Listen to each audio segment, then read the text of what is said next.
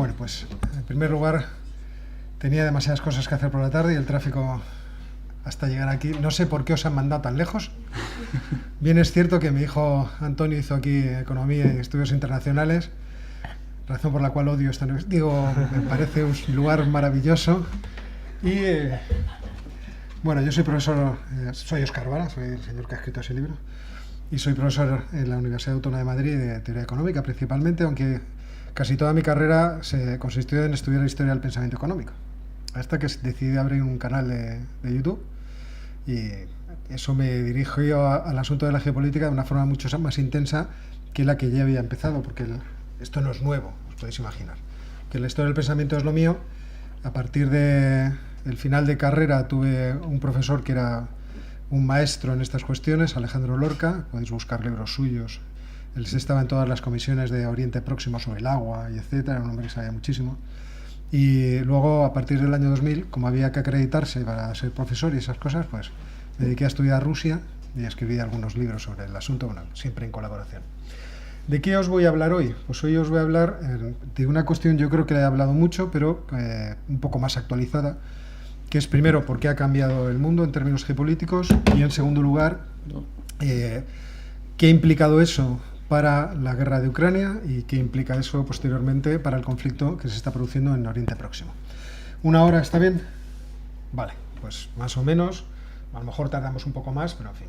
Entonces, lo primero que voy a hablar es precisamente eso, el impacto geopolítico. Déjame que lo ponga en presentación. Si puedes ampliarlo. Sí, es lo que quería hacer. Ahí, eso es. Es lo que quería hacer. Si vivo yo de esto, no. A ver. Tú en primer lugar. Lo que pasa es que se ve, tiene la vista esta. Espérate. Un segundo. No, es que no están duplicados, claro. Bien. No le apetece. Ahora. Bueno. Muy bien. Pues entonces, el asunto.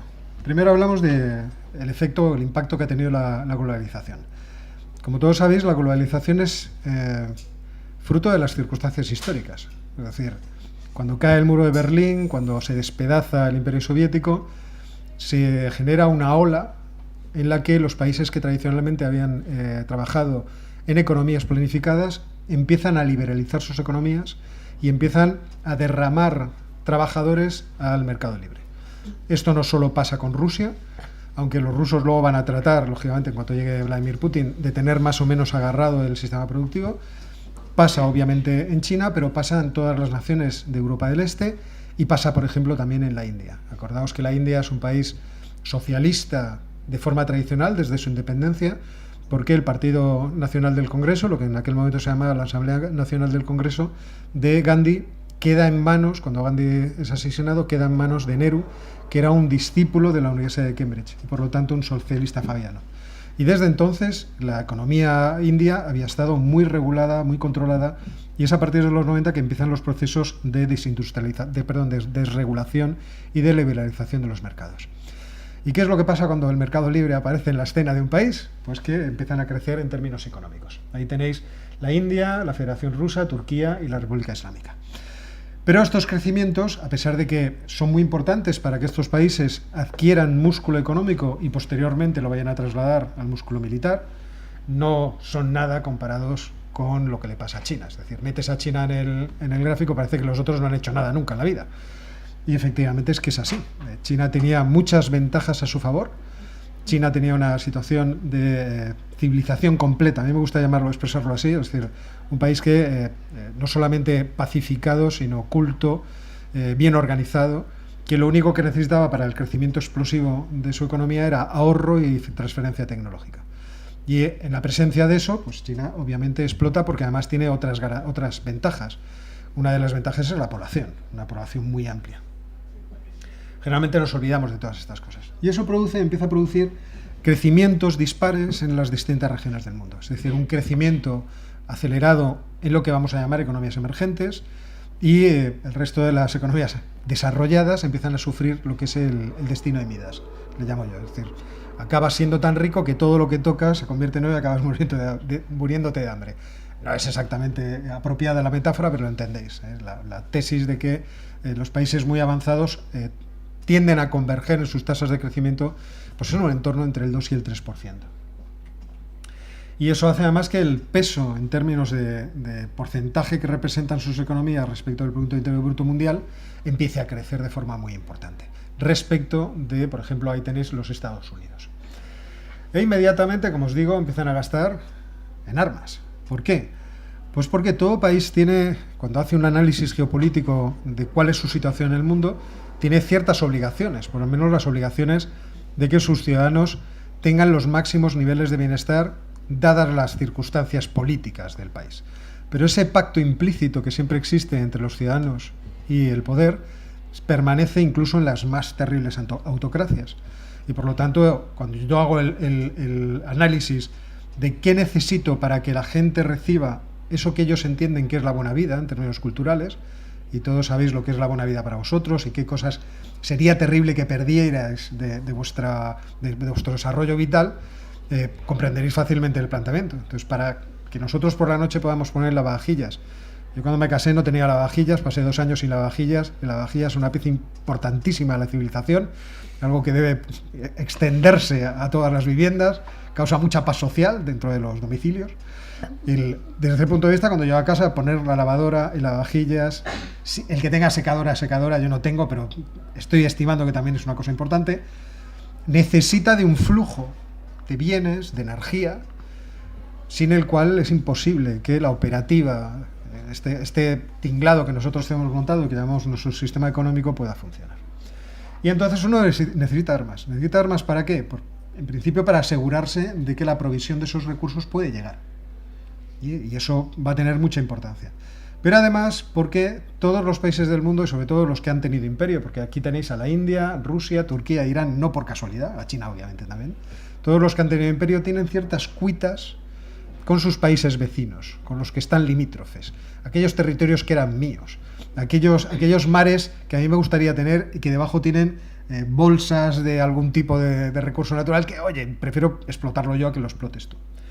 Y obviamente eso cambia mucho las cosas. En el caso de China, además, ya sabéis que últimamente desde los Estados Unidos lo afirma el senador Dan Sullivan de Arkansas, un republicano, un poco trumpista, afirma que la inteligencia de Estados Unidos en una reunión de Petit Comité les dijo pues precisamente eso, que China declara que ellos gastan cerca de 300.000 millones de dólares en su ejército, pero que es falso, que gastan aproximadamente lo que gastan los Estados Unidos.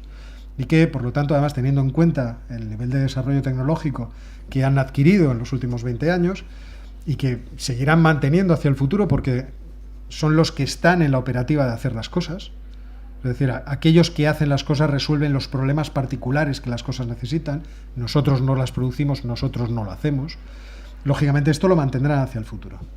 Y desde ese punto de vista, lógicamente, China se convierte en uno de los elementos, iba a decir un punto filipino, pero ya que estamos en el sudeste asiático, pues podríamos decirlo, en el punto filipino del sudeste asiático, que él va a tratar de expandir su influencia especialmente en esa región. Esa región, por lo tanto, va a ser una de las más importantes en su desarrollo económico, social, pero también geopolítico. Ya lo está siendo, obviamente, pero mucho más hacia el futuro. ¿Por qué? Pues principalmente porque en toda esa región del mundo tenemos poblaciones abundantísimas, que además van a seguir siendo abundantísimas. Es cierto que las tendencias demográficas de China son declinantes ya y el envejecimiento les va a afectar mucho. Esa es la confianza, en cierto modo, que tienen los Estados Unidos. China tenía un pie de barro muy importante, que era el sector inmobiliario, ya está sufriendo ese problema. Tiene otro pie de barro muy importante, que es mucha población en el sector agrario y, por lo tanto, todavía que no está en las ciudades y que hace que la renta per cápita sea todavía la de un país de ingreso medio. Pero el otro punto problemático es el de la evolución demográfica. Ya está envejeciendo, ya dentro de poco, en 2030, empezará a reducir población, mientras que la India seguirá incrementándola. Entonces la India, que todavía tiene un recorrido por hacer, hay que reconocer que ha hecho todavía, o hasta ahora, un bastante buen trabajo, aunque no todo el trabajo, en modernización de lo que son las zonas más importantes, en términos de infraestructuras. Y también en términos educativos. Al fin y al cabo, las universidades indias expelen al éter muchas decenas de miles de ingenieros cada año. Entonces, desde ese punto de vista, el futuro de la India es uno de los importantes. Es verdad que en renta per cápita todavía no es la pera limonera, pero si os fijáis, no me acuerdo cómo se llama, no sé si es la región de Fujian en China, justo donde está la desembocadura del río La Perla, donde está Macao, Hong Kong y todas las grandes ciudades de esa enorme conurbación. Ahí existe una renta per cápita mal repartida, pero bastante elevada, teniendo en cuenta el volumen de personas que hay.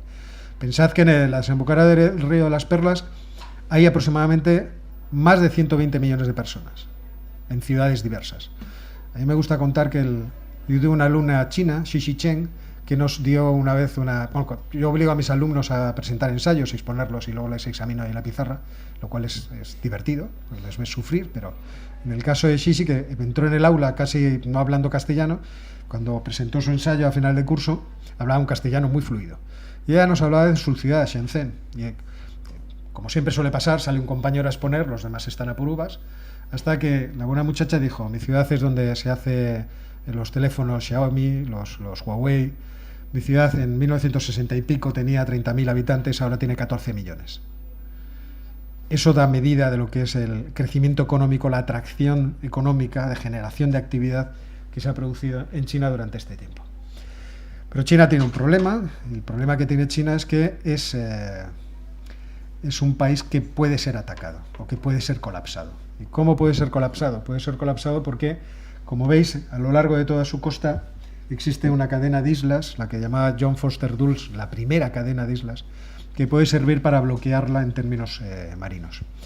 Y además, para poderse conectar en términos económicos, comercio internacional, con el gran mercado con el que ha estado comerciando durante mucho tiempo, que somos los europeos, es decir, desde los romanos, tienen que atravesar el estrecho de Malaca, que como veis está ahí entre la isla de Sumatra, ¿no? Es la isla de Sumatra y la península de Malasia.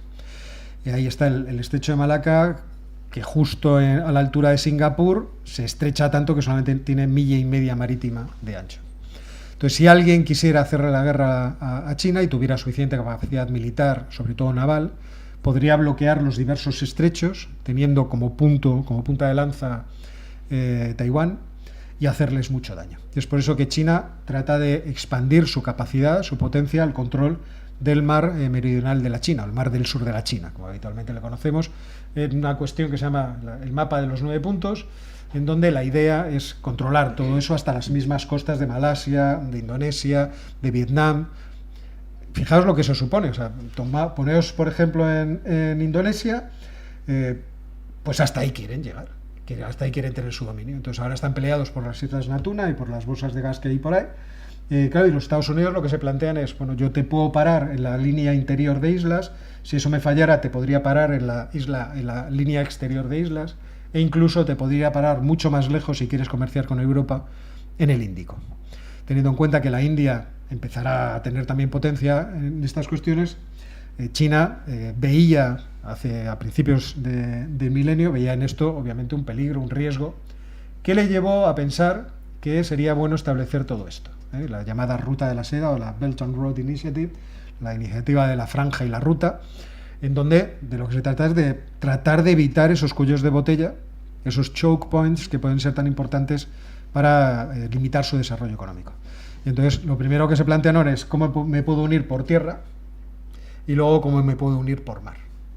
Por mar necesita, para poder hacerlo, tener infraestructuras logísticas repartidas, diseminadas por todo el camino que va entre China, principalmente en Shanghái, y Europa, y por eso ha ido proponiendo a los diversos países: oye, yo te hago un puerto bueno, bonito y barato, que te va a costar un congo pagar, eso sí, pero además te lo voy a gestionar porque nosotros, que somos los que ahora mismo manejamos los mayores volúmenes de contenedores del mundo, tenemos un expertise en esta cuestión mayor que cualquiera.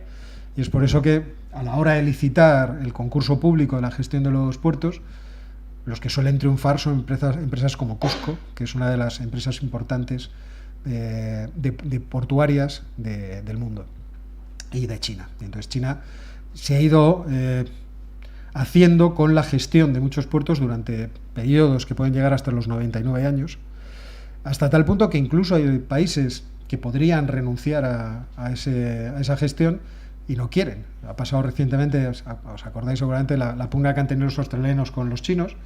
Australia se puso un poco farruca diciendo, a ver qué pasa allí en Xinjiang con los uigures. Entonces los chinos dijeron, bueno, pues te pongo un arancel al carbón. Entonces se volvieron a poner chulos los australianos, pues te pongo un arancel de los 117% al vino y ya verás tú como al final tenemos problemas. El puerto, me parece que es el de Darwin, que es donde recala la flota de los australianos y sobre todo la flota de los Estados Unidos cuando entrena con los australianos. Ese puerto está gestionado por COSCO, por la empresa china. Recientemente los australianos han hecho una revisión, una investigación para ver si corre peligro la seguridad de su país y han pensado que mejor lo sigan haciendo los chinos, cosa que a los marines no les parece, es algo que les preocupa. Y es por eso que los Estados Unidos, por ejemplo, ata no solamente alianzas, sino que quiere establecer nuevas bases militares, como la que le ha sacado a los filipinos en ese lugar, ya veis, al sur de Taiwán, muy cerca, está ahí lo que se llama el canal de Bashi, en las Islas Batanes. Cuando tenga ahí una base militar, ya la base militar de Guam quedará a 200.000 kilómetros, como quien diría, y tendrán una presencia inmediata sobre los intereses chinos. Te podéis imaginar que China no está especialmente feliz con esta idea.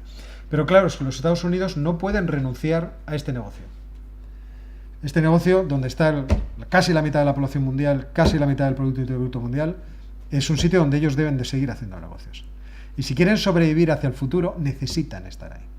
Y China podría expulsarles, porque en términos económicos tiene mucha más fuerza. Quiero decir, está al lado regionalmente de todos esos países. Imaginaos que a España nos dijeran, no, pero usted debe comerciar prioritariamente con Australia. Y digamos, hombre, pues sí, nos podría venir bien, pero no nos queda un poco lejos. ¿No sería mejor comerciar con los alemanes, con los italianos, incluso con los franceses? Este es el planteamiento que se van a hacer los países de la ASEAN, los países de la Asociación del Sudeste Asiático. Es decir, es que les tengo ahí al lado. Y es por eso que Estados Unidos ha cambiado de estrategia y dice, bueno, podemos seguir comerciando, pero ¿qué tal lo de las armas? ¿Y si os gestiono yo cuestiones de defensa? ¿No os gustaría más? Y está atando una serie de alianzas muy importantes para su futuro, precisamente en esa región. Otro país importantísimo es la India. Ya sabéis que todos esos puertos que se llaman el collar de perlas chino, que están rodeando en el Índico a la India, le causan inquietud a la India, que además está gobernada por un partido nacionalista. El Partido Nacionalista de Bharata. Bharata es, como seguramente sabéis, la denominación de la India antigua, del Imperio Ashoka. No de Ashoka Tano, pero de Ashoka. Entonces, ¿a dónde va? ¿O ¿desde dónde va a dónde va? Pues va desde más allá de Pakistán, del río Indo, hasta la mitad de Myanmar, por el otro lado. O sea, es una India como que ha tomado aire, ¿vale? Y se queda todo aquello que era musulmán. De hecho, en el nuevo Parlamento de Nueva Delhi, en el pasillo, ahí está puesto el mapa con lo que era el imperio de Ashoka, para que la gente tenga en cuenta cuáles son las ideas o las proyecciones de futuro que tiene nuestro querido amigo Narendra Modi. Entonces, desde ese punto de vista, ellos tienen que jugar también la partida. ¿Y cómo están jugando la partida? Creo que no tengo transparencia de esto, pero la están jugando poniendo bases militares fuera de sus fronteras. En concreto, las islas que están justo en la costa de Myanmar, las islas Andamán, ahí tienen ya una base naval que mira precisamente a la desembocadura de lo que es el Estrecho de Malaca. El Estrecho de Malaca tiene 1,5 millas marítima de ancho en Singapur, pero luego tiene 300 kilómetros cuando vas saliendo. Y cuando sales de ahí, lo que te encuentras son las islas Andamán, y ahí están los indios tocando los pies, vamos a decirlo así. Porque al fin y al cabo, de esto se trata, de que cuando tú tienes intereses para obtener recursos naturales, esos recursos naturales que son escasos y están mal repartidos, están puestos donde sea en el mundo, son objeto de atención de todos. Y por lo tanto también son objeto de atención de las grandes potencias tratando de quitárselas. Pensad también que en Indonesia existen las mayores reservas de níquel del mundo. Y que Indonesia está muy emperrada en tratar de ser productor de los productos refinados, tanto de níquel, de cobalto, de estaño, de litio. Es decir, en toda esa región todavía existe mucha tela que cortar en términos geopolíticos hacia el futuro. Otra nación que es especialmente importante y que ha resucitado con esto de la globalización es Turquía. ¿Por qué Turquía es tan importante? Porque Turquía es igual que España, un país que está en medio y por lo tanto geopolíticamente le hace tener una gran importancia. es la unión de Centroasia con Europa, de Oriente Medio, de Oriente Próximo, mejor dicho, con Europa. Tiene una mirada sobre el Mediterráneo oriental, que le hace un interés especial en esa región. Tiene la salida al sur, al mar cálido del sur, al Mediterráneo de Rusia, controlada por dos estrechos miserables que a los rusos seguramente les causan pesadillas, que muchas veces han querido dominar, son el Bósforo y los Dardanelos. Tiene una mirada sobre el Cáucaso, en fin, la leche, puñetera. Tened en cuenta además que Centroasia está llena de turkmenos, es decir, gente de su raza, como hemos visto recientemente con Azerbaiyán y con el asunto de los armenios. Por lo tanto, estos son otros que también tienen importancia dentro de la región. Además, Turquía es una pesadilla orográfica. O sea, invadir Turquía debe ser muy cansado. Que tengas que subir, bajar, hay un tío metido en una cueva que te dispara, no le ves, algún estrecho. Es un poco menos, pero parecido a España. Llegar a la meseta de España es un sufrimiento. Y por eso cuando nos han invadido, pues más tarde, más temprano, pues les puedes hacer el mal a los invasores y echarles. Precisamente por eso, porque siempre hay un estrecho, una montaña, un mal paso en el que la gente te puede hacer la cusqui. Bueno, además Turquía tiene un problema, y es que todas las islas que tienen enfrente de la costa no son suyas, son de Grecia. Y claro, cuando se compara un país de 80 millones con un país de 10, pues claro, al turco se le pone el cuerpo pues, un poco caliente. Dice, estos cabritos, lógicamente, si todas las islas del Dodecaneso pues están todo el día pensando de Castelorizo, ¿por qué no es mía? Además han descubierto que por ahí hay gas, con lo cual peor. Entonces, estas cosas producirán cada vez mayores tensiones. Luego tenemos a las monarquías árabes, que estos durante un tiempo estuvieron muy preocupados porque creían que se acababa el chollo del petróleo. El petróleo se acaba, primero estaba lo del peak oil, hemos llegado al pico de producción, hasta esto cuesta abajo, ya no habrá petróleo, tendremos que acostumbrarnos a otra cosa, hay que hacer reducir la economía. Yo soy como Churchill, si aumentan los gastos, aumentamos los ingresos. No veo yo solo la reducción de la contracción de la actividad productiva, me parece un retraso. Ir en patinete me parece muy mal, creo que debería estar prohibido. Sí, eso es claramente, o sea, mi abuelo iba en caballo, luego yo iba en coche y mis hijos van a ir en patinete, aquí hay algo que está fallando. Entonces, tenemos que buscar alguna solución a este asunto. Y es verdad que están transformando su economía, pero para eso necesitan paz en esa región. Quieren ser un lugar de turismo, una localización de servicios financieros, y lo pueden conseguir perfectamente. Yo no veo mucho el turismo en Qatar, pero como han hecho una piscina de 60 metros de profundidad, pues oye, a lo mejor hay que ir a verlo. Pero yo a 45 grados no soy persona, soy de Cantabria, entonces yo necesito fresco, verde. Más allá de los 20 grados empezamos a morirnos los cántabros. Y esto es verídico. Nuestra tasa de mortalidad a partir de 25 grados se dispara. Entonces, ya no te digo 45 o 50. Entonces, es algo que hay que huir. Luego están nuestros muchachos de Centroasia que han descubierto que una vez independizados de la Unión Soviética, pues resulta que tienen muchos recursos naturales y encima también están en medio. Están en medio del camino terrestre entre China y todo lo demás. Y entonces ahora están como más o menos cómodos. Ya hemos visto al bueno de Tokayev, al presidente de Kazajistán, faltarle al respeto a Putin el otro día, cuando se puso en la reunión que tuvieron del Foro de Cooperación a hablar directamente en kazajo. Entonces todos los de la delegación rusa empezaron a buscar el pinganillo, porque lo tradicional es que les hablaran en ruso. ¿Vale? Y luego tenemos cosas añadidas, que no son regiones que van a tener importancia de por sí por su poder, pero que son importantes por razones extradeportivas. Por una parte tenemos toda la región de los Grandes Lagos, y toda esa región de África es donde más población hay en África, donde se puede cultivar, hay más irrigación, buenas llanuras, pero además ahí existen minerales de los que necesitamos para estos cacharros electrónicos en abundancia. Y ahí, lógicamente, acuden las potencias a tratar de extraerlas siempre de tapadillo, de forma indirecta. Hay un libro que a mí me gusta recomendar, que se llama El mundo en venta, de Javier Blas y Farchi, no me acuerdo cómo se llama, bueno, de Farchi.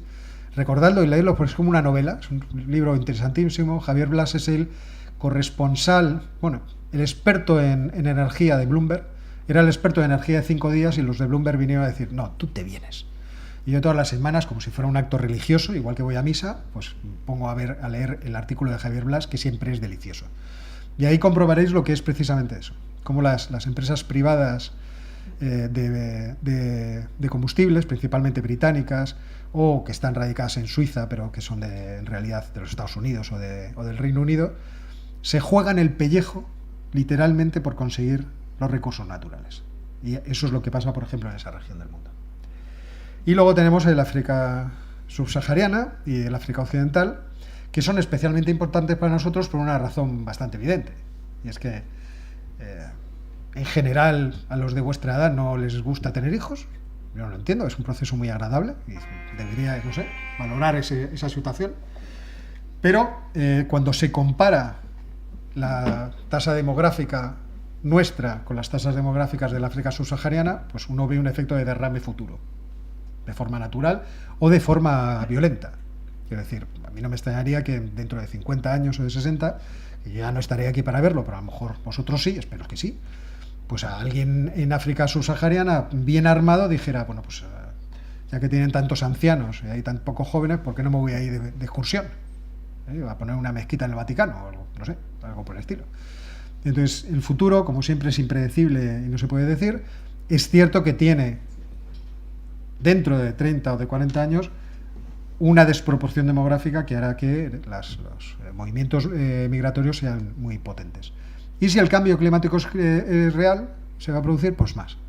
Es decir, esos movimientos migratorios se producirán en mayor cuantía.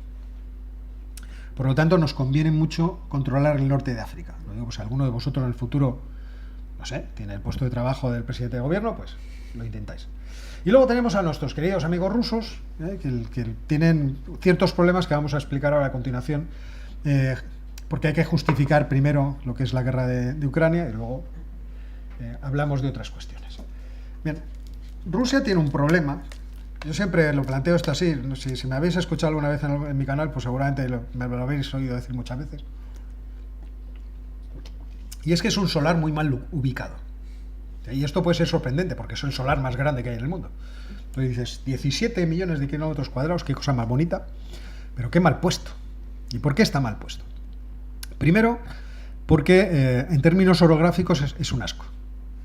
O sea, si os fijáis desde los Pirineos, que están ahí a la izquierda abajo, está ahí España, desde los Pirineos subís por Francia, pasáis por Alemania, atravesáis Polonia, llegáis a Bielorrusia, llegáis a Rusia, pasáis por debajo de los Urales, vais por el norte de los Himalayas y llegáis hasta Mongolia. Y no hay ni una montaña que os lo impida. Es una maldita llanura gigantesca. Eso quiere decir que los que viven en esa llanura andan siempre preocupados. Nosotros no estamos tan preocupados, de hecho nunca lo hemos estado especialmente. Entran y dicen, bueno, pues ya les echaremos. A lo mejor tardamos 7 siglos, los que sean, pero les echaremos, más tarde o más temprano les echaremos. A los franceses, más temprano que tarde. Entonces, ¿por qué? Porque entre que tenemos muy mal café, somos gente especialmente cruel. Quizá vosotros no, iros a un pueblo y lo veréis. O sea, el grado de crueldad va creciendo a medida que, sobre todo cuando vas para el sur, no voy a decir nada más. ¿Vale? Pero os imagináis un poco. Yo me acuerdo una vez, me llevaron a las fiestas de Coria, ahí en Extremadura, sitio muy bonito, precioso sitio. Y entonces llegamos en la puerta de la entrada, que es amurallada, había 3 subis móviles. Y esto ya te da pie, o sea, que la fiesta no es cuestión que te emborraches y tengas un coma etílico, es que hay 3 subis móviles. Y dices, aquí va a pasar algo. Entonces llegamos a las 12 de la mañana y la gente iba paseando y tú les escuchabas, ¿dónde está el toro? Tú decías, aquí hay algo que no va bien, muchachos. Tentémonos la ropa. Entonces veías los bares tenían unas barras de hierro en las puertas. Entonces ya le pregunté a la señora, oiga, ¿pero qué es eso del toro? Dice, por la mañana soltamos un toro bravo de 600 kilos y se pasea por el pueblo.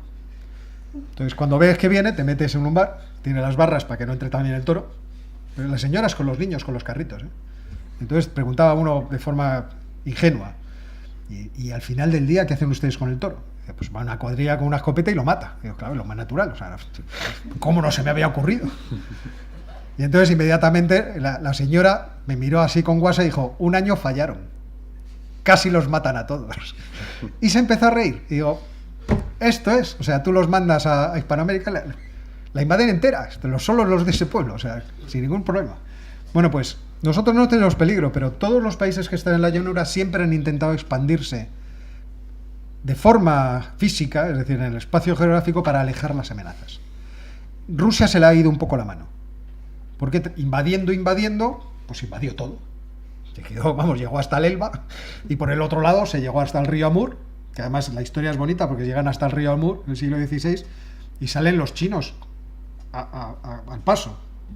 Ven allí unos muchachos, alguien lo dice, tardaron unos meses, pero eran, no sé, me acuerdo si eran 30 rusos y se presentan allí 10.000 chinos con 2 cañones.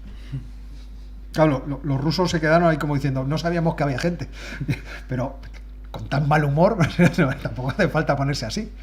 Y además traían 2 sacerdotes jesuitas que habían colaborado en la enseñanza de cómo se podían hacer los cañones, pero no vayamos más lejos.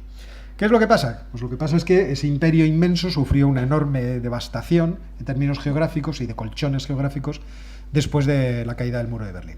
Caída del muro de Berlín que se produjo cuando un jefe de prensa le dan una nota diciéndole que las vacaciones que se tomaban los alemanes de la República Democrática Alemana se iba a cambiar, que iba a haber una mayor libertad por 3 pasos, y alguien no puso lo de los 3 pasos, y la nota era, tenéis libertad para ir a las vacaciones.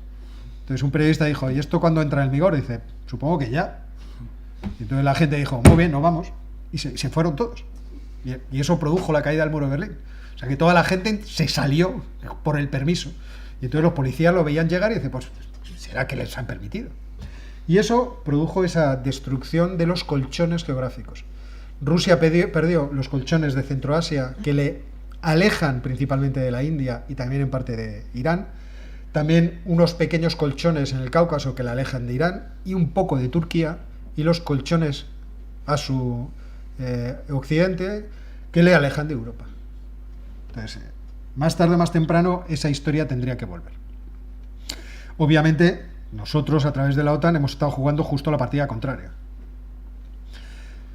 Te caíste, te tuviste que ir de aquí, si te parece no voy a ocupar yo el espacio, porque más tarde o más temprano vas a volver tú. Entonces, lo que dijo John Kerry, el que era el secretario de Estado de los Estados Unidos en aquel momento, de ni una pulgada hacia el este, se convirtió en el momento que Yeltsin empezó a tener problemas y para resolver los problemas tuvo que bombardear con sus tanques el Parlamento en Moscú, y luego perdió las elecciones con Zirinovsky, que era un nacionalista medio loco, fascista, un tipo chalao. Pues esas circunstancias invitaron a los yanquis a decir, bueno, ni una pulgada, poquito quizás sí. Y entonces, en esas circunstancias es en lo que nos encontramos.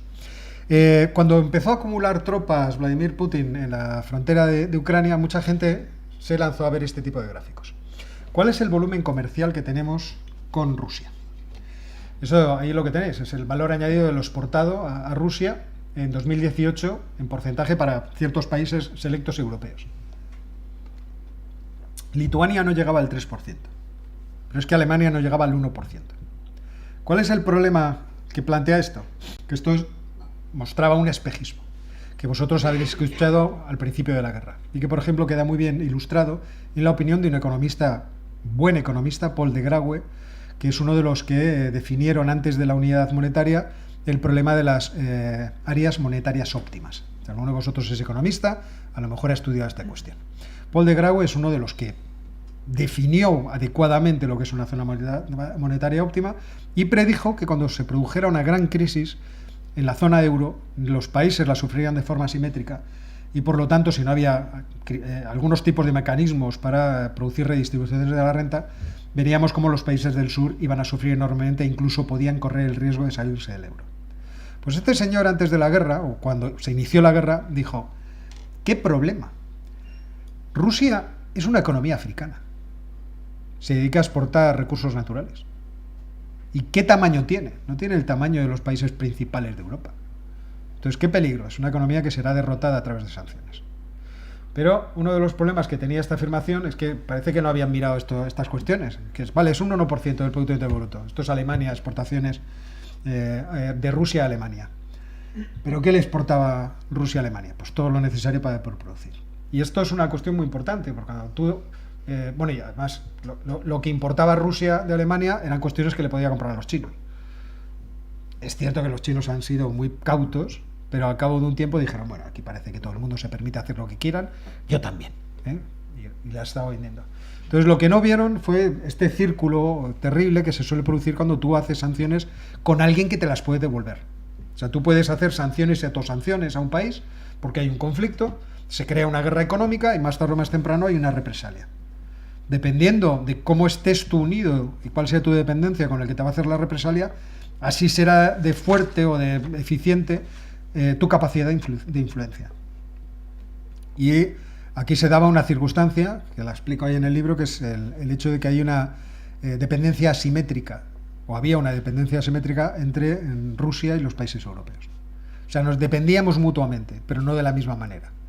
Entonces tú puedes decir, oiga, es que si yo no le vendo las maquinarias necesarias para que su proceso productivo siga, o todos los componentes para sustituir lo que se le desgaste, usted lo va a sufrir.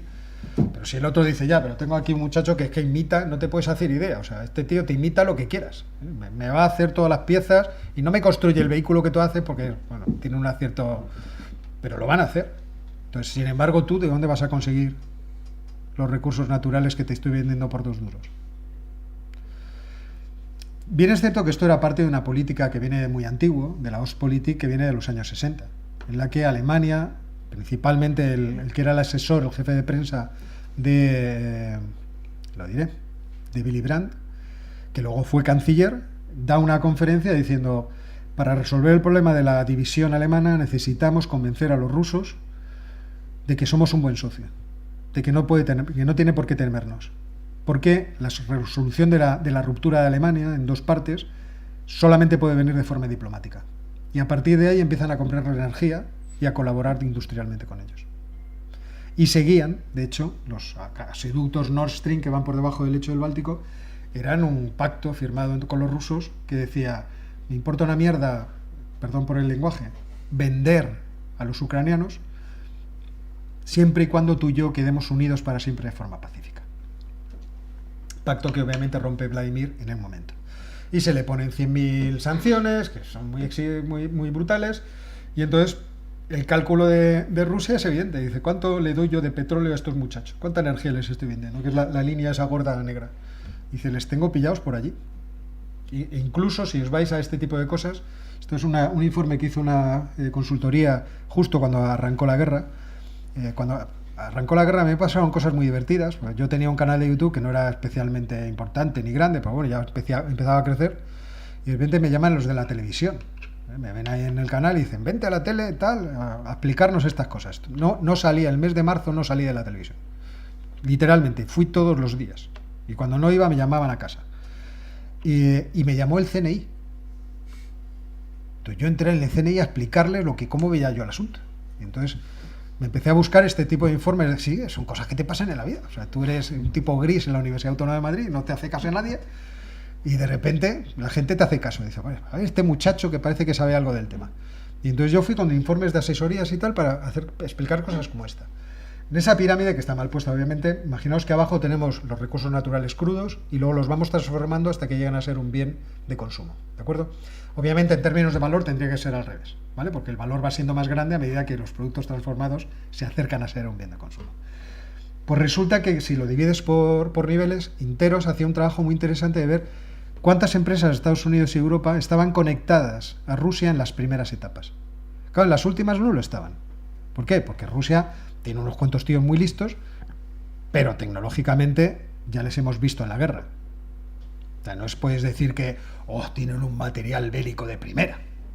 No, más bien chapucerillo. Los primeros días de la guerra, las fotografías de satélite, los bombardeos de los aeropuertos eran de morirse de la risa, que no acertaban ni una. O sea, tú veías la pista y los impactos alrededor como si hubieran estado tirándolo desde un avión, como a la antigua, así, lanzándolos a voleo. Sin embargo, eran misiles de alta precisión, unas cosas maravillosas, hipersónicos, ¿no? En fin. Pero ahí es donde estaba el problema. O sea, el que Rusia parara y el que nosotros no quisiéramos comprarle, cualquiera de las dos cosas interrumpía nuestro proceso productivo. Y entonces nos ponía en una vía muy compleja. Y eso es lo que pasó, como sabéis, a partir del 31 de agosto del año pasado, que Rusia hizo represalia y cerró el grifo del gas. Bien es cierto que lo fue cerrado antes. No tengo aquí la transparencia de cómo era el precio, luego veremos los precios, cómo eran los precios a finales del año 2021, pero es muy divertido de ver. Porque en septiembre comenzó a subir el precio del gas. ¿Por qué? Porque Rusia empezó a cerrar el grifo. Y lo cerró principalmente en el gasoducto Yamal que atraviesa Polonia. Lo puso en reversa. Y nadie se explicaba por qué. Está en reversa. Se han puesto el ventilador que hay dentro de la tubería en dirección contraria y está chupando el gas hacia Rusia. Claro. Y entonces de repente los alemanes empezaron a tener reducción de la cantidad de gas y el precio empezó a subir. Y llegó a un pico en enero. Y en enero volvieron a soltar. A eso yo lo llamo una advertencia. O sea, fijaos el daño que os puedo hacer. Entonces bajó, invadieron, nosotros les pusimos sanciones y todo el sentido dijo, hay que cerrarles más, que no se han enterado. Y eran los tiempos en que Vladimir salía en los discursos diciendo, no entiendo la actitud de los europeos, es irracional. O sea, deberían dejarme hacer. Que es la tesis que muchas personas tienen en las redes. ¿Cuántos muertos en Ucrania de forma inútil? Se tenían que haber dejado invadir. Claro, estarían vivos, pero oye, gestionados por los rusos. ¿Qué problema hay? Si al fin y al cabo son sus primos hermanos, son igual de delincuentes que ellos. Cosa en la que podemos estar de acuerdo, porque la tradición inveterada de corrupción de Ucrania es, en fin, no voy a decir alarmante porque es alarmante. Pero si os fijáis, la línea roja, que coincide con esa verde, es lo que ha sucedido este año. Cómo se ha ido reduciendo el consumo, la compra de gas, y tenemos ahí una especie de remanente azul, ¿de acuerdo? Que es lo que pasaba, perdón, lo rojo es el año pasado y lo azul es este año, ¿vale? Seguimos comprándole gas a Rusia. ¿Principalmente a través de dónde? Pues a través de Ucrania. Sabéis que por Ucrania sigue vendiéndose gas ruso y que Ucrania sigue pagando un peaje todos los meses a Ucrania, sí, para que compren armas y maten a los rusos. El mundo no tiene por qué tener mucho sentido, ¿vale? Pero estas cosas son así.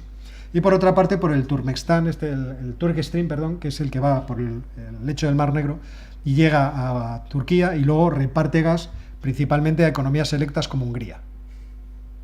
Razón por la cual Víctor, oye, enfadarse con los rusos, pues no lo ve claro, porque además le venden con descuento. Lógicamente, porque ¿qué le interesa a Vladimir? Tener grietas en el enemigo, para que haya posibilidad de influirles. ¿Y nosotros qué hicimos? Fuimos a comprar gas natural licuado, como bien sabéis.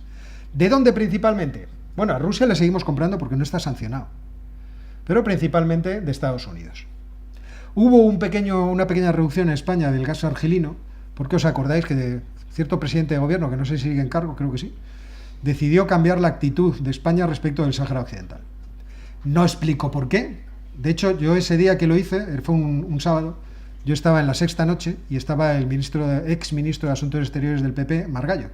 Me decía, no ha llamado al jefe de la oposición, no ha hablado con su grupo parlamentario, no ha hablado con la oposición, con nadie ha hablado, ni siquiera con los aliados de gobierno. Y dice, no sabemos por qué lo ha hecho. Inmediatamente lo que hizo Argelia fue retirar al embajador y nos puso unas sanciones económicas.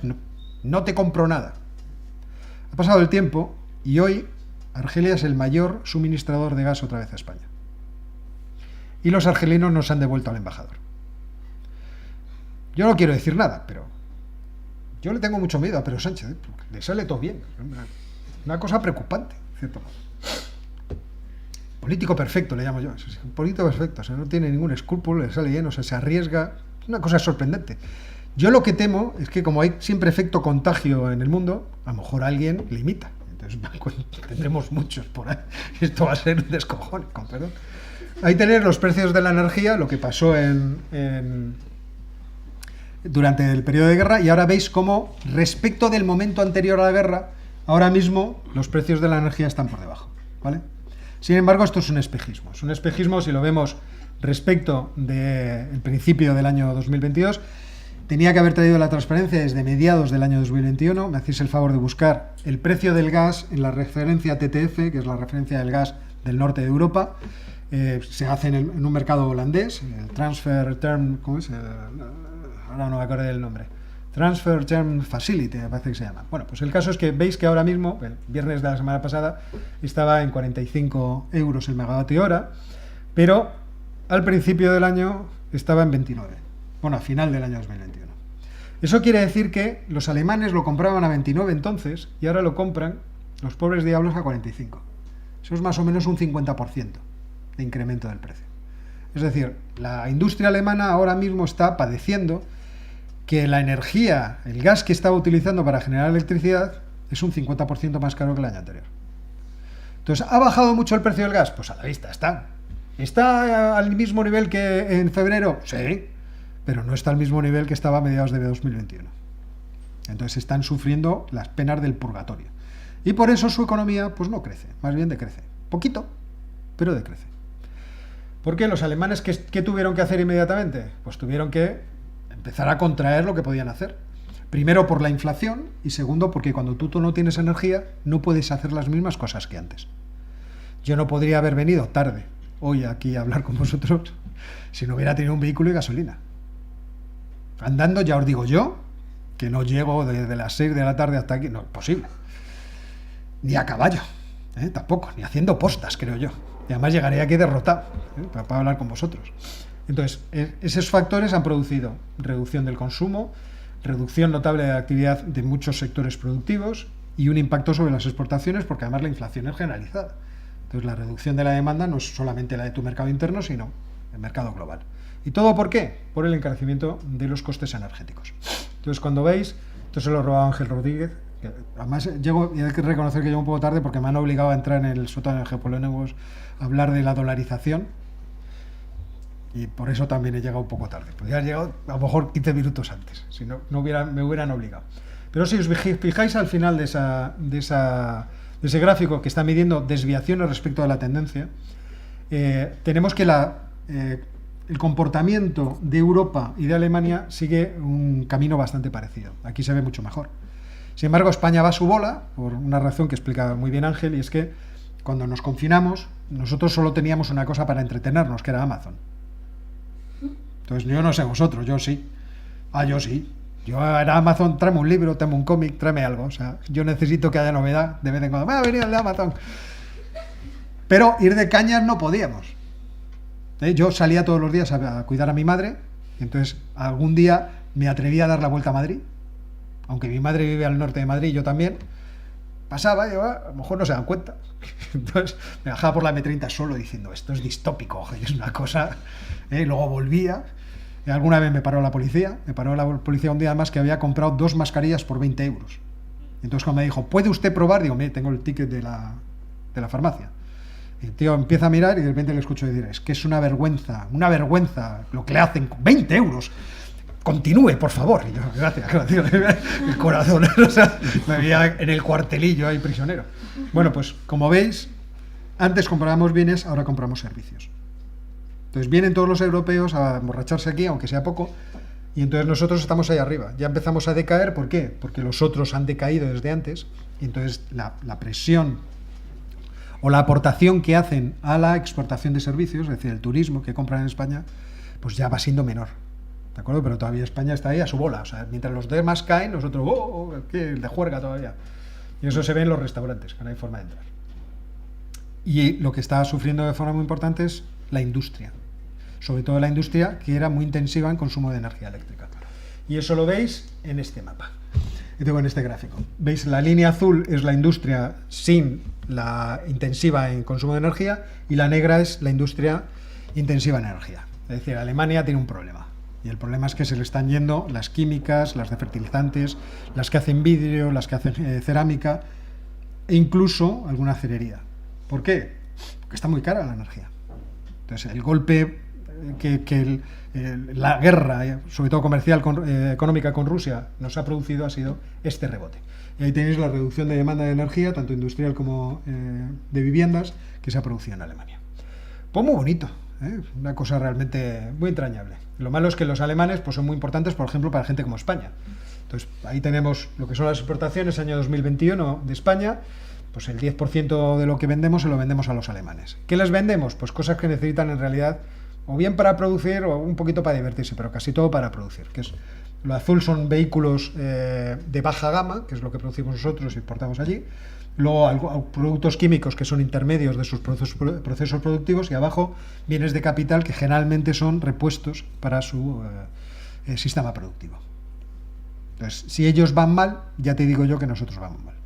Además, si hay algún antieuropeísta de estos de la burocracia, se me fija en lo morado, que es donde vendemos. Sin aranceles. Por lo tanto, en una condición bastante liberal. ¿Vale? Yo lo digo por si alguien está diciendo eso, salgamos de Europa. ¿Vale? De forma pequeña. Bueno, estas son las exportaciones a Alemania, pero bueno, y luego los servicios. Nosotros dependemos bastante de Alemania. Entonces, el conflicto nos va a afectar precisamente por esa vía, ¿vale? Por la vía de que nosotros vendemos mucho a los alemanes y los alemanes empiezan a reducir su actividad, lo vamos a sufrir nosotros. ¿Qué futuro tiene el conflicto de Ucrania? Pues, lo malo del futuro del conflicto de Ucrania es que ahora mismo favorece a Vladimir. ¿Por qué? Por una sencilla razón que cualquier economista liberal sabe. Y es que si hay mercado, los empresarios buscarán un camino. ¿Vale? O sea, se pondrán los tíos a decir "this is the way" y encontrarán vías para poder vender o comprar lo que necesitan. Y esa es una fuerza que no puede parar ningún Estado.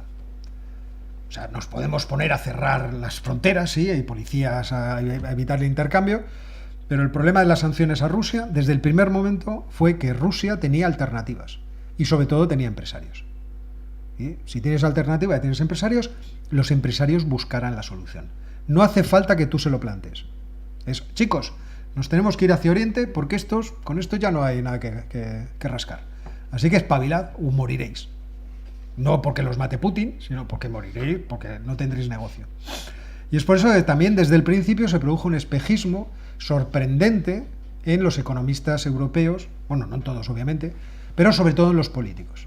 Yo siempre cuento como anécdota absurda que yo estaba un día al Rojo Vivo, tenía al lado a Ferreras, y Ferreras me dice: Bruno Le Maire, ministro de Finanzas francés, dice que la economía rusa se va a desplomar con las sanciones.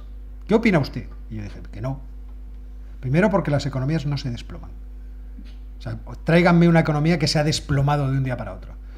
Váyanse a Argentina. Argentina está cayendo y cayendo y cayendo, pero no se desploma. O sea, las cosas no suceden generalmente así.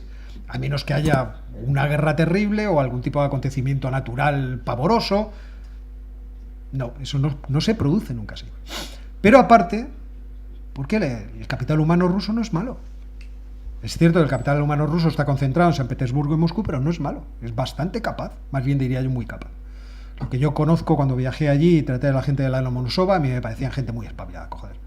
Gente que sabía 200 idiomas, que se conocían los modelos matemáticos, que eran competentes y que te miraban como diciendo: ¿y vosotros estáis en este nivel en España? O sea, esto es preocupante. Entonces, desde ese punto de vista yo no tenía dudas de que los rusos encontrarían soluciones, que serían subóptimas, como siguen siéndolo, porque no han encontrado poder sustituir todos sus bienes de capital, porque eso es muy difícil. Imaginaos que mañana nos dijera a nosotros: tenéis que sustituir todos los vehículos en 1 año y medio. A ver cómo lo haces. ¿Cómo ha dicho usted? Sí, sí. Entonces, bueno, lo primero es que tratarías de buscar eso. A ver qué chatarra tenemos para reparar los que se nos van estropeando. Yo no sé vosotros, pero yo mis vehículos ya solamente los llevo a garajes de chatarra. No estoy dispuesto a gastar ya más dinero en mis anticuados vehículos. Además tengo demasiados. Desde el punto de vista, los rusos iban a encontrar soluciones. Por ejemplo, el petróleo. ¿Los occidentales no quieren comprarnos? Pues vamos a ver. En enero del 22, ahí hay muchos países europeos, como podéis ver. En septiembre, los países europeos ya no estaban en primera posición. Estaban principalmente la China y la India. Pero es que antes de ayer, a quienes se les vende es principalmente a la India y a China. ¿Por qué a la India? Porque la India tiene en Bombay una empresa que se llama Reliance, que tiene unas grandes refinerías acostumbradas al pésimo petróleo o al pésimo crudo que extraen los rusos. Los rusos tienen un crudo que es penoso de sacar, porque se saca en condiciones climáticas muy adversas, a grandes profundidades, y que encima es muy espeso y tiene mucho azufre. Sin embargo, el de Oriente Medio tú pinchas y sale lo que llaman ellos el sweet light. Es dulce y ligero. Es que casi no tienes ni que refinarlo. Bueno, pues están allí. Entonces, ¿qué hacían los rusos? Pues te vendo al indio y el indio y me lo manda a mí, aquí a Europa. Nosotros lo compramos. Desde ese punto de vista, los rusos han tenido, obviamente, dificultades porque redirigir otra vez todo lo que es el flujo de petróleo que estaban vendiendo, pues era complicado. Entonces, como sabéis, han tenido que mandarlo hasta la India. Mucho de ello lo tienen que mandar alrededor de África, porque cuando se mandan en un super petrolero no pueden pasar por el canal de Suez. Cuando los mandas en un VLLC, los Very Large no sé qué carriers, Entonces tienes que mandarlo dando la vuelta, y lo que hacían es que muchos pequeños llegaban hasta enfrente de Ceuta y lo pasaban a los grandes superpetroleros. Luego les pusimos el techo el G7, les puso el G7, España no, el G7 más bien no, pero porque todavía Pedrito no se ha puesto, o sea, dale tipo. Entonces le pusieron el techo del G7 que suponía que no se iba a dar servicios a los petroleros que vendieran petróleo ruso por encima de $60 el barril. ¿Y qué hicieron los rusos? Buscaron petroleros viejos, como si fueran la perla negra, esto del Pirata del Caribe, uno igual, o sea, todo lleno, desconchado, oxidado, que principalmente han sido de propiedad griega. Como Onassis era un armador, pues los armadores griegos han hecho el negocio. Entonces yo muchos días estaba pensando, un día se va a reventar uno enfrente de Ceuta y vamos a tener aquí una catástrofe ecológica, porque siguen haciéndolo. O sea, a día de hoy siguen haciéndolo. Pero con eso sortearon el veto. Entonces ahora mismo el barril de crudo de los Urales se vende por encima de los $80. Lo que pasa es que aún así, como el coste de transporte se ha incrementado y los costes de los seguros también, entonces siguen vendiendo con pérdidas. Es decir, además tiene un descuento que no es tan grande como el que hubo, llegó a los $40 y ahora está en $10. Entonces, ¿qué quiere decir esto? Pues esto lo que quiere decir es que los rusos vuelven otra vez a retomar sus ingresos por carburantes. ¿Me estoy alargando mucho? No, tenemos hasta menos cuarto. Si menos cuarto. Pues acelero a toda velocidad. Y hacemos ronda de preguntas. Acelero a toda velocidad. Entonces, están teniendo cada vez más dinero. ¿Qué quiere decir esto? Que el conflicto va a durar. Me salto todo esto, que es muy interesante, para convenceros de que va a durar. Y, por otra parte, tenemos el problema del conflicto de Oriente Próximo. El conflicto de Oriente Próximo, como sabéis, solamente nos causa dolor de cabeza si se amplía. Si sigue concentrado en Gaza, será una cosa muy trágica, pero aquí no nos va a afectar. ¿Vale? ¿Cuál es el problema de que se expanda? Que, como veis ahí, la oferta de crudo empieza a reducirse y la demanda, si os fijáis, esos son demandas por países o por regiones. Es muy estable en todos los sitios. Es decir, tenemos una demanda muy inelástica y una oferta que va bajando. Si en cualquier momento la oferta se colapsa, ¡pium!, los precios se van a ir a hacer puñetas. Es verdad que tenemos a nuestros amigos iraníes que les hemos permitido seguir vendiendo, pero si el conflicto fuera con Irán, ese petróleo ya no estaría ahí, ¿vale? Y entonces tendríamos un problema añadido. Y bueno, aquí tenéis las previsiones de Bloomberg, que son bastante inquietantes. Si hay guerra directa, pues subiría a $64 el precio del barril, más o menos hasta 150. Entonces la contracción económica mundial sería estupenda. Sí, claro, porque fijaos toda la vuelta que habría que dar. Y los chinos serían los más perjudicados. Si el petróleo no puede salir de Oriente Próximo hacia el este, ellos demandan el 60% del petróleo mundial. O sea, lo pasarían realmente muy mal. Y uno de los problemas que tenemos es lo que está pasando en Yemen, que los hutíes se han puesto chulos, ya sabéis que han cogido ese barco, y si les da por coger más, pues vamos a tener problemas. ¿Por qué? Porque el estrecho de Bab el-Mandeb, como veis ahí, son 28 kilómetros. Si pueden tirar un misil a 2.000 kilómetros, yo creo que a 28 algo les llega. Y interrumpir ahí el comercio sería una canallada, porque ese comercio representa el 12% del comercio mundial. Y hasta aquí mi exposición. Pues... yo abrevio, cuando me dicen que abrevio. Muchas gracias, Óscar, de verdad que es muy interesante. Y ahora vamos a abrir un poco el turno para las preguntas, ¿vale? Quien quiera ir empezando, se lo acercáis ahora. Que sean fáciles. O sea, a ver, dime. Sí, bueno, intentaremos que sean fáciles. Hola, vale. Hola. Vale, primero que nada, muchas gracias por la exposición, muchas gracias por la visión crítica. Y en segundo lugar, pues aprovechando que ha hablado acerca de la gestión rusa para solucionar sus problemas económicos y sobre todo la forma en la que la han hecho, y a mí personalmente, dado que he estado observando la guerra de Ucrania y Rusia muy de cerca desde el inicio, me he molestado en hacer siempre he estado comparando la visión europea, la forma en la que los gobiernos europeos lo gestionan en comparación con la visión rusa. Y la cosa está en que, aunque Rusia, sí, usted lo ha dicho, tiene muchos problemas, están consiguiendo, a través de diferentes tácticas, estrategias, tanto de corto plazo como largo, solucionar sus problemas.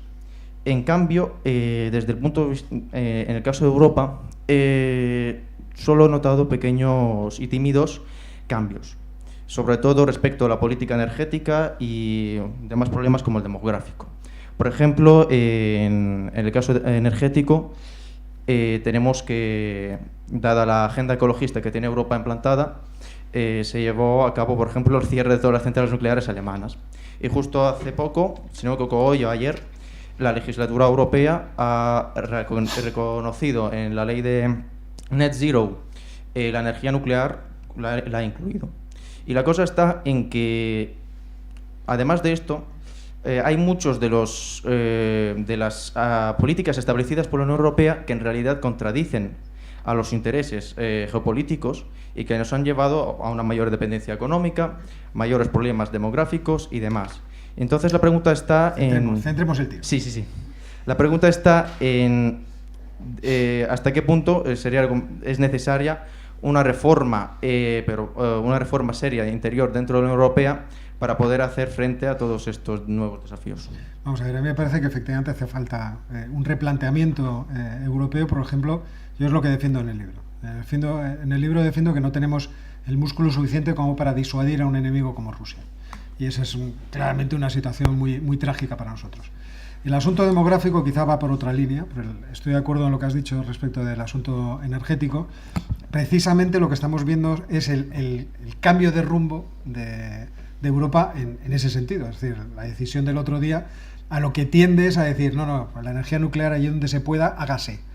Es verdad que los alemanes están emperrados en quemar carbón en vez de tener las centrales nucleares abiertas, pero yo la irracionalidad de algunos países no puedo venir a definirla.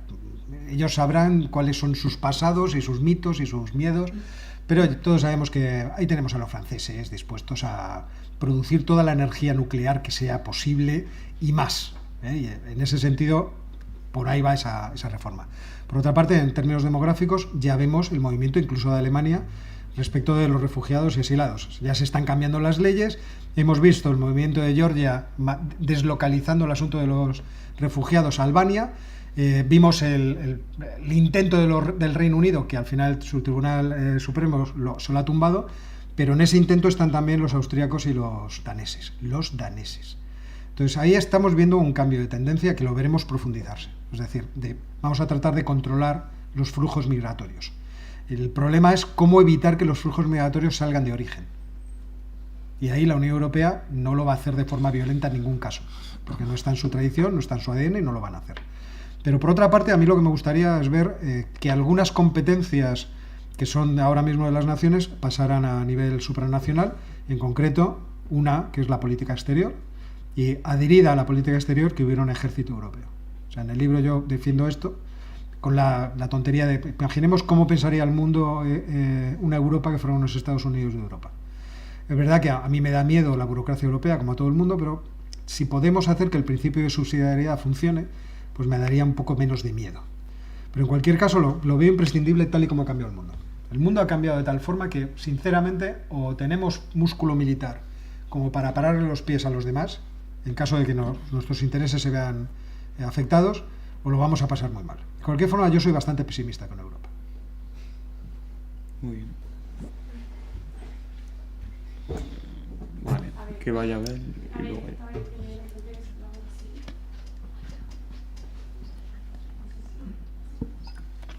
Hola. Yo sobre todo venía a preguntar por lo que has dicho sobre todo acerca de digamos, el pesimismo que puede haber con la guerra de Ucrania respecto a que se pueda alargar y la poca efectividad que han podido tener las sanciones con Rusia o como las ha sorteado, sobre todo por las posibles alternativas que se pueden llevar a cabo en respecto sobre todo a las relaciones que puede tener Estados Unidos aquí. En los últimos meses se han visto algunos movimientos, sobre todo por parte de la ala republicana en el Congreso, para no enviar más ayuda a Ucrania, y Joe Biden ha salido a defender esta actitud de no se puede ser paloma frente a un halcón, ¿no? Hay que llevar medidas preventivas. Entonces, te quería preguntar si realmente, aunque la guerra parece que se va a alargar, hay otra alternativa que no sea la de la contención, y sobre todo respecto a lo que has dicho de la estrategia europea, la autonomía, si realmente este ejército europeo no podría suponer una ruptura con esta alianza atlantista que se ha tenido con Estados Unidos en cuestiones, principalmente las dos que hemos visto, Ucrania e Israel. Bueno, vamos a ver, en principio, romper con la OTAN me parece que es algo que está fuera, incluso si tuviéramos la capacidad militar. Porque es una asociación muy conveniente entre países que en términos de valores nos entendemos bastante bien y que hacemos negocios con bastante facilidad. Lo que pasa es que es cierto que nosotros nos hemos acostumbrado a tener un paraguas que nos proporciona otro, y desde el punto de vista, pues no hemos gastado en el ejército hasta tal punto que ese presidente del que hablaba yo antes de ser presidente decía que había que cerrar el Ministerio de Defensa, que no era algo necesario. Entonces, ese tipo de visiones de izquierdas generalmente son problemáticas cuando nos vamos a ver cómo funciona la realpolitik. En cuanto al asunto de Ucrania, el problema que tenemos nosotros es que no tenemos la fuerza militar para decirle a los rusos, oye, mira, imaginemos que los rusos mañana tiran una bomba atómica táctica en Polonia. ¿Qué haríamos? No, claro, no, ni siquiera. Porque los Estados Unidos, ¿qué dirían? No, voy a pegar ahora con los rusos porque ha tirado una bomba pequeñita en Polonia. Nosotros diríamos, nos retiramos. Entonces, las únicas alternativas que tenemos es seguir proporcionándolo el armamento necesario a los ucranianos, que es algo que no hemos hecho durante toda la guerra. Les hemos estado dando para empatar. Ahora, ¿qué pasa? Pues que la cantidad de población que tiene Ucrania comparada con la rusa, pues empieza a ofrecer la desproporción. Casi 2 millones de jóvenes ucranianos se largaron, lógicamente. O sea, si aquí empezara una guerra con Marruecos, ya te digo yo que yo a mis hijos los sacaría de aquí y tienen vuestras edades. Entonces, yo lo último que quiero es que mis hijos se mueran en una guerra. Me moriría yo. Y es por eso que la edad media del ejército ucraniano ya está en los 42 años. Entonces, ¿qué tenemos que darles? Armas mejores. Si no les damos armas mejores para que sean más productivos matando al enemigo, esto no va a ir bien. O por lo menos seguiremos en las tablas. Hasta que se produzca una situación en la que Vladimir diga, bueno, pues mira, vamos a hacer un alto el fuego y ya resolveremos este problema dentro de 20 años. Pero no hay muchas más alternativas. Y luego está el problema que tú planteas. Yo es que lo hablaba en el canal, con una encuesta de Gallup. 60 y tantos % de los votantes republicanos dicen que a esto habría que ponerle una fecha límite. O una cantidad de dinero límite, se les nota que son republicanos. Y los demócratas, el 10%. Están todavía ahí diciendo, no, esto hay que darse bofetadas. ¿Qué pasará en noviembre del año que viene? ¿Quién ganará? Ya te digo que a la velocidad que camina Biden, a lo mejor Biden no. No le veo llegar a las elecciones. Entonces, claro, sí, estamos en un momento muy delicado, en mi opinión, muy delicado.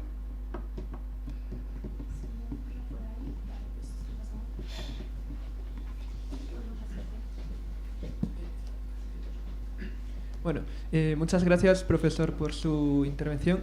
Le quería preguntar sobre el devenir y el futuro de Europa, en particular frente a varios ejes. Primero, el tema demográfico, que las proyecciones, por ejemplo, para España y para el resto de países de la Unión no son para nada halagüeños. No. Se habla de que se pase de un 48 millones de personas a 27 alrededor de 2050. Todo esto teniendo en cuenta las presiones demográficas que estamos viendo, las migraciones que se producen cada vez con mayor masividad o que tienen un gran calado en la escena europea, y esa dependencia de que Europa al fin y al cabo se había especializado en los años 90 y tal en la producción de un capital humano especializado, de productos de alto valor añadido, pero estamos viendo que cada vez son más los países que están empujando en esta óptica y desplazando a Europa del mundo, ¿no? Y tengo esa preocupación de que Europa pueda no tener mucho que decir en el futuro. Más que nada, por ejemplo, hablaba usted de la India, de China, países que están planeando o tienen jornadas laborales de 50, 60 horas. Nosotros estamos hablando de reducirlas a 34, de 32, sí. Y cada vez menos. Entonces, ¿dónde va a estar Europa? Vamos a ver, es difícil. Estamos reaccionando a muchas cosas. Por ejemplo, la localización de empresas europeas que estaban en el sudeste asiático se trata de traer para acá. Estamos viendo lo que es el Tangermet, el proyecto en Marruecos, que va a ser muy importante también para el desarrollo de Marruecos. Es importante que nos hagamos una pregunta y... Una más, digo. Una más. Vale. Vale, 5 minutos. Sí, sí. Si no, no vamos al Ningún problema. Entonces, desde ese punto de vista, es verdad que el futuro es inquietante. Pero a mí me inquieta más dos cosas. Europa es verdad que se va a envejecer, es verdad que necesita migración, pero debería tratar de seleccionar quién entra aquí, precisamente buscando mano de obra especializada. Pero por otra parte, a mí lo que me preocupa es, por una parte, cómo el intervencionismo estatal ata las posibilidades de que la gente pueda desarrollar actividad económica, iniciativas y por lo tanto pueda prosperar. Y luego también yo percibo una atonía espiritual, si lo queréis llamar así, en la gente, que ha decidido que su vida no está hecha para la grandeza, sino que está hecha para divertirse, y por eso no quieren tener hijos. Y como uno no solo puede ser feliz teniendo hijos, solo puede ser verdaderamente feliz teniendo hijos, lo que va a ocurrir es que esta sociedad se morirá por dentro. ¿Y por qué digo esto? Porque yo supongo que a todos vosotros os gusta amar. Amar es una cosa hermosa. No hay forma de amor que pueda superar al amor que se tiene por los hijos. Entonces, cuando uno se hurta de esa posibilidad, incluso con los sacrificios, tira su vida por la ventana. Y esto es lo que está pasando en Europa de forma demasiado llamativa. Como solo quedan dos, las vamos a juntar en una, entonces te doy primero el micro y luego te lo paso a ti, ¿vale? Hola, profesor. Hola. Soy de China, es obvio. Bueno, de Pekín. Bueno, podría ser usted de cerca de China. Sí, bueno, soy de China, muy cerca. Muy cerca. Interior. Vale. Tengo dos preguntas. Bueno, la primera es, ¿qué tipo de relación hay entre China y la Unión Europea? ¿Y qué papel puede jugar China en las guerras? Vamos, el papel es muy importante porque nosotros somos el mercado comprador, pero lo hemos sido desde la época de los romanos. Sí, esto es cierto. O sea, en el siglo XIX, por ejemplo, los grandes barcos comerciales de China venían cargados de todo tipo de manufacturas de grandísima calidad, pero se volvían vacíos. Y es por eso que a los británicos se les ocurrió la magnífica idea de meterles a ustedes el opio con una guerra, para tratar de venderles algo, porque no tenía esa capacidad. Ahora mismo tenemos el problema muy parecido. Vienen aquí los contenedores y vuelven vacíos, o se quedan aquí, produciendo escaseces de contenedores. Entonces, lo que nosotros tenemos que tratar es de equilibrar un poco la balanza, porque el mercado interior de China ha crecido muchísimo. Entonces, en términos de poder adquisitivo y de riqueza, de prosperidad, ustedes han crecido mucho y tenemos que aprovechar eso. Por otra parte, a China parece que no le interesa meterse en las guerras de forma directa, sino de forma indirecta a través de la diplomacia. Entonces, ¿cuál es la importancia que tiene? Tiene la importancia que su peso económico le da, por ejemplo, en Oriente Medio. Pero yo no sé si eso es bastante como para influir en la decisión de todos los países. Lo hemos visto en Ucrania, no ha podido hacer el papel de mediador de manera potente. Pero principalmente porque además, en términos militares, parece estar más concentrada en lo que es toda la región del sudeste asiático y Pacífico que en lo que pasa en el resto del mundo. Llegará un momento en que esa implicación también se verá. China es obviamente un país destinado a ser fundamental en la historia de la humanidad. Bueno, destinado. Es fundamental en la historia de la humanidad. Buenas tardes. Yo lo que te quería preguntar, un poco también relacionado con China, respecto a las posibilidades de que hay de que se abra una ruta polar en el futuro, que podría servir como alternativa a todo lo que se está hablando de los estrechos del sur y de todos los problemas y todo lo que está surgiendo en el Índico. ¿Cómo crees que podría cambiar esa nueva ruta todo lo que es el comercio internacional tanto de mercancías como de energía? Porque yo entiendo que de mercancías sería bastante beneficioso, pero con el tema de la energía, al no pasar por los países productores de energía esa ruta, a lo mejor es más complicado. Y sobre todo, también relacionado con esto, ¿cómo ves tú el futuro de la alianza que hay ahora mismo entre Rusia y China? Vamos a ver, respecto a lo segundo, tiene todavía muchos problemas, porque hasta que el calentamiento global no descongele el Ártico, hay un problema evidente en que hay una incertidumbre cuando se navega por esos mares, debido a que los grandes bloques de hielo no sabes por dónde te van a aparecer. Entonces, aunque la ruta se acorta muchísimo, se acorta casi 3.000 millas marítimas entre Rotterdam y Fujian, desde el punto de vista de los fletes y de los seguros, se encarece brutalmente. Por otra parte, no existen las infraestructuras necesarias para hacer la localización de los buques en el camino, que se suelen hacer respecto de la costa. Y todo eso ya está perfectamente metido por abajo. Entonces es difícil ver que esa ruta vaya a ser fundamental a corto plazo o a medio plazo. Los rusos apuestan mucho por ella, lógicamente, les gustaría mucho por esa unión de los mercados, porque todas las mercancías pasarían bajo su protección. Y respecto de la alianza entre Rusia y China, es muy complementaria por ahora, pero está claro que tienen intereses que son divergentes en varias regiones, principalmente en Centroasia. En Centroasia la penetración china es cada vez más importante y los rusos tienen cada vez menos capacidad de influencia, porque antes lo hacían por la vía de la fuerza. La vía de la fuerza ha quedado un poco desactivada porque tienen todo metido, es una puesta todo o nada en Ucrania, que no les está saliendo tampoco perfecta. O sea, no se puede decir que estén triunfando, pero por otra parte, en términos económicos, no pueden competir con China.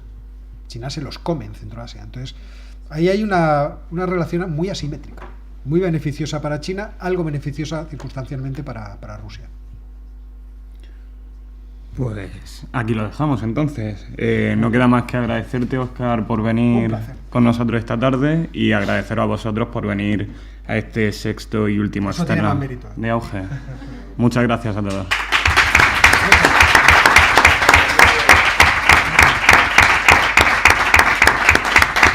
Gracias, muy interesante.